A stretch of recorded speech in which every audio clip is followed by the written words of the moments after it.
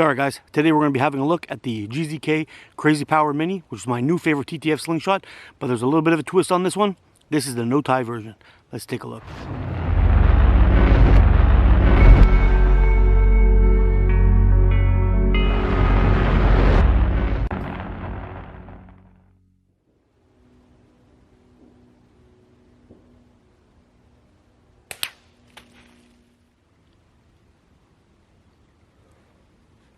Alright guys, so listen, I am not a TTF shooter. I am an OTT guy by far. However, I picked up this guy here. This is the GZK Crazy Power Mini, the no tie version, and let me tell you, this frame might turn me into one.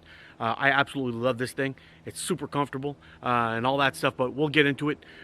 First, I want to give you a quick little panoramic of this spot that we're in here today. This is an awesome spot. I want to come camping here, but I'm going to show it to you real quick, and then we'll get into shooting, the specs, pocketability, all that stuff that we normally do when we're talking about a slingshot.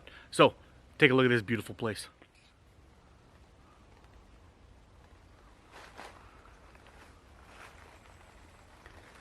Sorry guys, I'm going to tilt you guys down and we're going to talk some specs.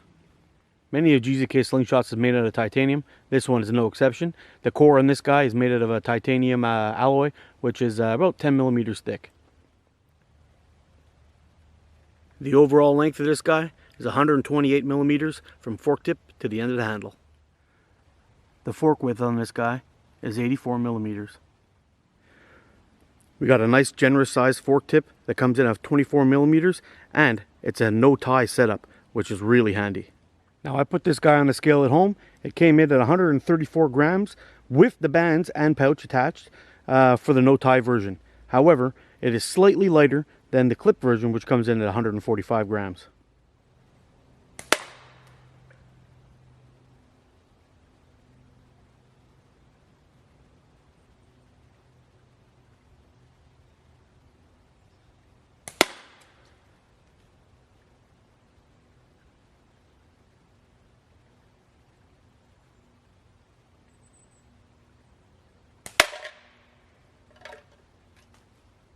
Alright, now one of my favorite things about this guy is it has a nice, comfortable super fiber wrap on it that's really tightly wound.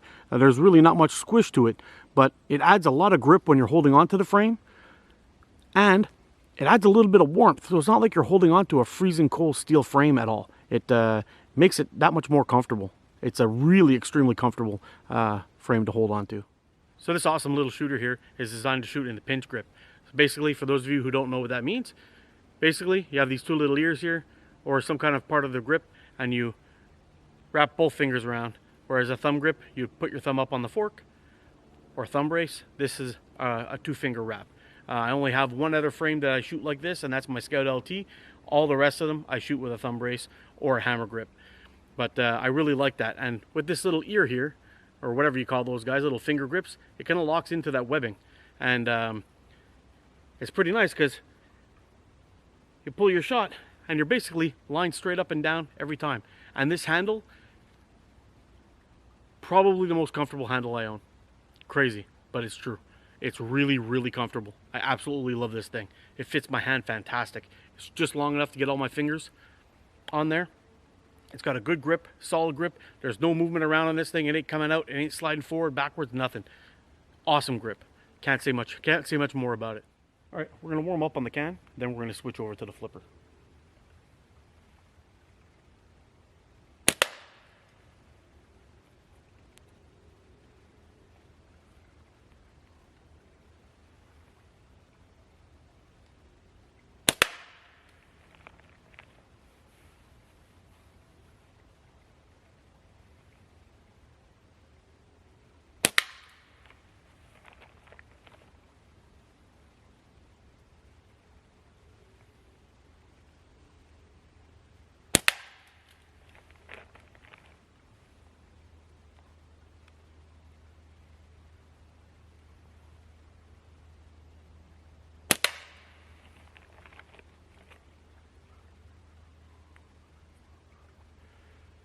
All right, maybe we'll try a couple shots on that flipper.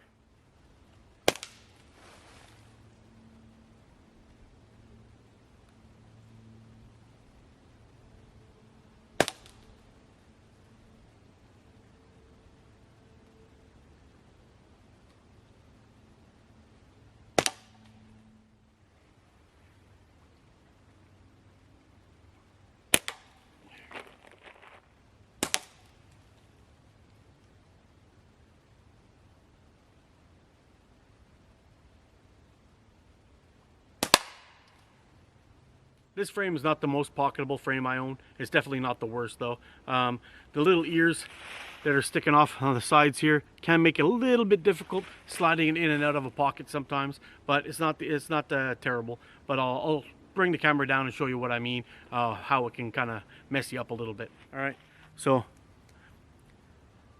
with these little ears here, when you're trying to tuck it into your pocket, it gets caught up in them. You have to kind of wiggle it in there, make sure it gets in there. But once it's in, you're fine. And you want to pull it out, just give it a tug on the bands, out it comes. Not the end of the world, but my biggest beef is how bulky it is. This is probably I don't know, I guess like 20 or 30 millimeters, somewhere in there. If this is 10, yeah, so it's like 30 or 40 millimeters. It's a little bit on the chunky side, but it's not the worst frame I own by far for Pocketability.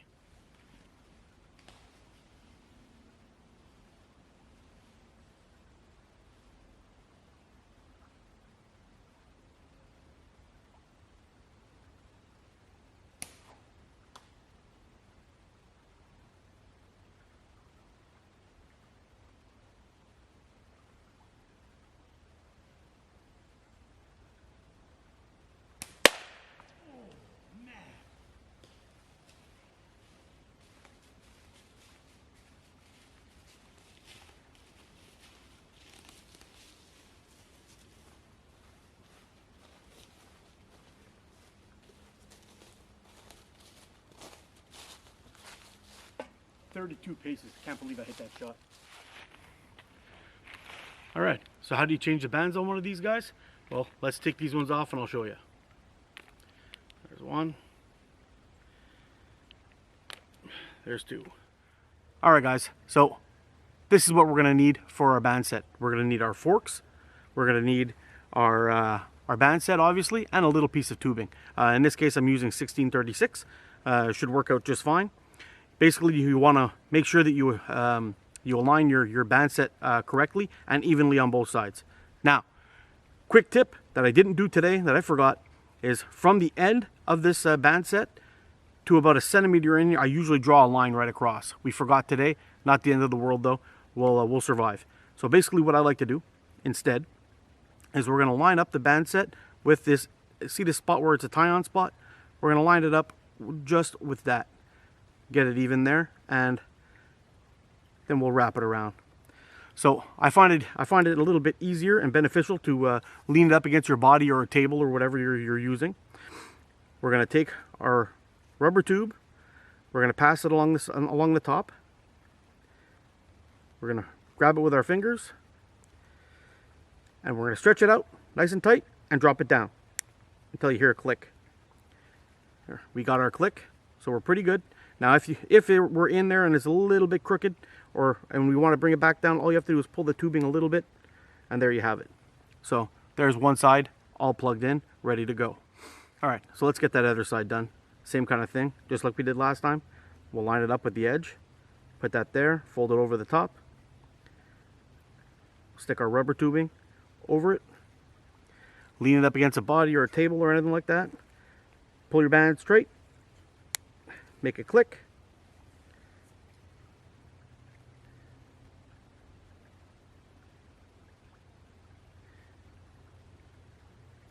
There we go. We're looking pretty good. Now let's just cut off that excess. Gentle little pull.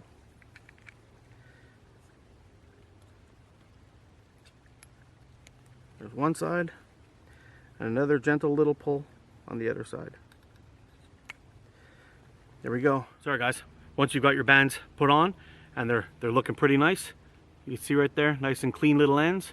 Everything's even, no weird bunching or nothing like that. Once you've got that on there, you're ready to go take some shots. So just give it a couple of pulls at your length. Make sure it's not going to pop off and smack you in the face, and then you're good to go.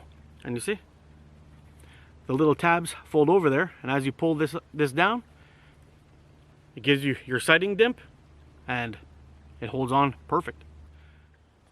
Well, sun's going down behind that hill. It's going to be dark here soon. Gonna have to wrap this up.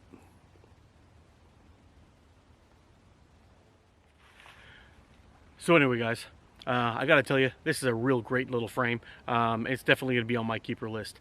So pros, well, it's an accurate, comfortable slingshot that has an easy band setup, which I like, and there's no screws. Just to tell you a quick story. One time I had a frame, titanium frame, same as this, but the screws they were using were kind of a low quality. Screwed them in, screwed them out, changed the band sets 4 or 5 times. Then like on the 5th or 6th band set, I had to switch out of that thing. The screw failed. It just wouldn't come out. I tried screwing it, and where the Allen key fits in, it just stripped. And then I went and tried a new Allen key. That didn't work. So then I ended up having to put a tap inside, trying to tap it out. Nope, wouldn't do it. Just kept on shredding because the steel was garbage inside. And I ended up having to tap it all out with a center punch and a hammer. I got the screw out and I retapped the hole to make it proper. And then it lasted about 5 or 6 more bands, and then it happened again on the exact same fork. And it was really frustrating considering you spend like 80 bucks on a frame, you know, and the clips failed. And once the clips failed, you're screwed. But with this, you don't have to worry about anything like that. There's no tools, there's nothing you need. All you need is a little piece of rubber band and a couple of seconds to snap those into place, and that's it. And you can get some good shooting done. So no tie frame for me is a win. Anyway, guys, I gotta wrap things up. Sun's going down behind the hill. It's gonna be dark soon, and I want to be able to climb out of here before it gets black. I don't want to be rolling down this hill on my way out a couple of times. So thanks a lot for watching. You guys take care. I'll see you again soon. Be good to each other, and you're just awesome. Take care. Hey, thanks for watching, guys. If you like this quick view of the Crazy Power Mini from GZK, hit that thumbs up button for me, and subscribe if you haven't already. Sorry, guys, this was a fun video to shoot, and I really do like this frame.